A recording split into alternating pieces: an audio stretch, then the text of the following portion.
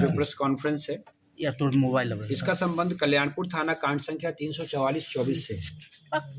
आप में से अधिकांश लोगों को विदित है कि आज से एक वर्ष पूर्व ठीक है 21 दिसंबर 2024 को एक डबल मर्डर समस्तीपुर जिला अंतर्गत हुआ था, जिसमें जमीन कारोबारी विजय गुप्ता और एक टोटो चालक गणेश सहनी इनकी गोली मारकर हत्या कर दी गई थी, जिसके संबंध में एक वर्ष पूर्व कल्याणपुर थाना अंतर्गत 344-24 से केस दर्ज किया गया था।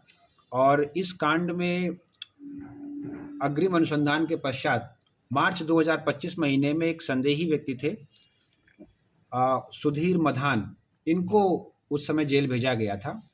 ये जब घटना कारित हुई थी तो जो मृतक थे उनके साथ उसी टोटो पर सवार थे, लेकिन संभवतः कुछ साक्ष्यों की कमी रहने की वजह से इनको जल्दी से जमानत मिल गई थी और ये केस हम लोगों के लिए चैलेंज बना हुआ था। तो आज इस कांड का जो उद्भेदन हुआ है, इसी के संबंध में ये प्रेस ब्रीफ हम लोग आयोजित कर रहे हैं। इस कांड के उद्भेदन में हम लोगों को लोकल जो हम लोगों के ऑफिसर्स हैं वो तो तब से लगे ही हुए थे, लेकिन एसटीएफ से भी बहुत महत्वपूर्ण सहयोग मिला है, जिसके लिए हम लोग उनका धन्यवाद ज्ञापन करते हैं। इसमें जो तकनीकी अनुसंधान हुआ उस समय जो लोग इसमें इन्वॉल्व थे उन पर, और जो मानवीय आसूचना संकलन किया गया, इसके आधार पर हम लोगों ने इस घटना को कारित करने वाले 3 व्यक्तियों की पहचान कर ली है, जिसमें से 2 व्यक्तियों की गिरफ्तारी हो चुकी है। और जो घटना कारित करने वाले जो बाइक चला रहे थे वो फूल बाबू राम हैं, जो कल्याणपुर के रहने वाले हैं, इनको गिरफ्तार कर लिया गया है। इनसे जो पूछताछ हुई, उस पूछताछ में जो पहले हमारे संदेही थे जिनको जेल भेजा गया था सुधीर मदान, उनकी ही इस घटना को पूरी जो साजिश है उसको रचने के क्रम में उनका ही नाम सामने आया है। उनकी पहचान भी सुधीर मधान ने जिन लोगों को हायर किया वो 3 लोग थे, उनको पहले बुलाकर रेकी भी कराई, और जो मृतक हैं जिनको उन्होंने टारगेट किया था उनकी फ़ोटो वगैरह भी दिखाकर उनसे उनका हुलिया उन्होंने मैच कराया था। और मुख्य रूप से जो ज़मीन संबंधी ट्रांजैक्शन ये लोग करते थे उसी के विवाद थे, जिस विवाद की वजह से इस घटना को सुधीर मधान ने इन 3 लोगों को हायर करके अंजाम दिया था। जो इसमें अपराधी फूल बाबू राम हैं, इनके घर से एक देसी कट्टा और 2 जिंदा गोली मिली है, जिसके संबंध में कल्याणपुर थाना में एक 412-25 केस दर्ज किया गया है। सुधीर मधान से भी इस केस के संबंध में पूछताछ की गई है और उनके घर से भी इस घटना के संबंध में जो एक हथियार प्रयोग हुआ था उसे बरामद किया गया है, जिसके संबंध में नगर थाना कांड संख्या 309-25 दर्ज किया गया है।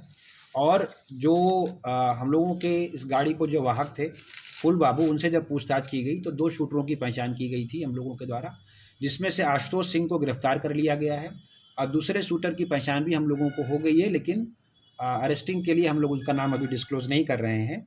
इनसे भी पूछताछ की गई, घर का सर्च किया गया, एक वेपन बरामद हुआ है, जिसके संबंध में कल्याणपुर थाना 413-25 हम लोगों ने ये केस और दर्ज किया है।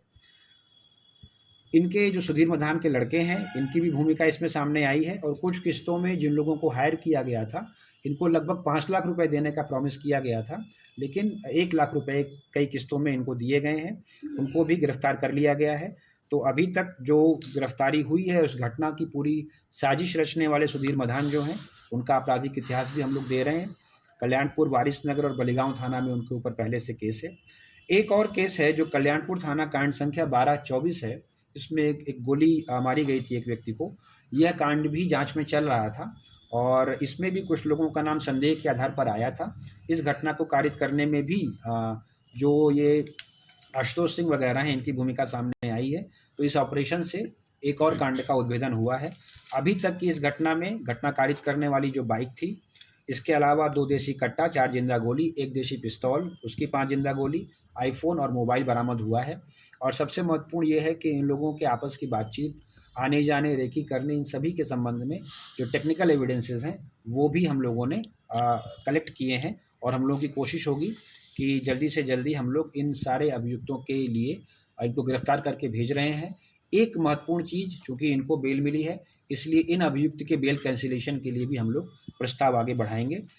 जो छापामारी दल है इसमें यहाँ पर सीआई सदर हम लोगों के साथ हैं, एसएचओ टाउन भी हम लोगों के साथ हैं। कल्याणपुर की जो टीम है, एसएचओ कल्याणपुर के नेतृत्व में, वो अभी बहुत सारा काम अभी कर रहे हैं, इसलिए यहाँ पर उपस्थित नहीं हो पाए हैं। लेकिन चूँकि ये कांड लगभग 1 वर्ष से ब्लाइंड केस ही चल रहा था और समस्तीपुर पुलिस के लिए चैलेंज बना हुआ था, इसलिए इस कांड के उद्भेदन के लिए हम लोग एसटीएफ का विशेष तौर पर धन्यवाद ज्ञापन करते हैं। किस प्रॉपर्टी के लिए हत्या हुई थी कुछ? प्रॉपर्टीज़ तो 2-3 प्रॉपर्टीज़ हैं। मेनली ये है कि इन लोगों का कहना है कि ये लंबे समय से इस बिज़नेस में ज़मीन के खरीद फरोख्त में शामिल थे। 4-5 और लोग भी शामिल हैं जो इनके परिचित हैं।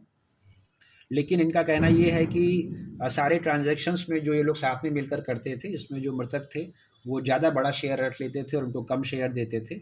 इसी तरह से जो ज़्यादा प्रॉफिटेबल ज़मीनें थी उनको वो ज़्यादा प्रभावी आदमी थे, तो उस तरह के ट्रांजैक्शंस इन लोगों को नहीं मिल पाते थे। ऑल्दो जो मुख्य जो संदिग्ध हैं, जो पकड़े गए हैं सुधीर मधान, वो न सिर्फ इस घटना में बल्कि इसके अतिरिक्त भी समस्तीपुर जिला अंतर्गत कुछ आपराधिक घटनाएं हुई हैं जिनको कारित करवाने में लोगों को प्रलोभन देते हैं और रेकी करवाते हैं। इसलिए उनकी बातें जो अन्य लोगों के बारे में वो बता रहे हैं बहुत विश्वसनीय नहीं है, लेकिन उसको भी हम लोग वेरीफाई करेंगे। तो दोनों पुत्र की क्या भूमिका थी? जो पैसे का ट्रांजैक्शन है, घटना के बारे में उनको जानकारी थी और जो पैसे का ट्रांजैक्शन है वो भी उन्होंने दिया है। तो इसमें हम लोग 120B के तहत जो हम लोग पहले करते थे इन पर भी कार्रवाई कर रहे हैं और इसके संबंध में वो पहले जिन लोगों को हायर किया गया था उनसे भी उनके लड़के मिले थे। जी बताइए क्या प्रश्न है आपका? अन्य जो भूमाफिया है उनकी भी कुछ संलिप्तता है इसमें?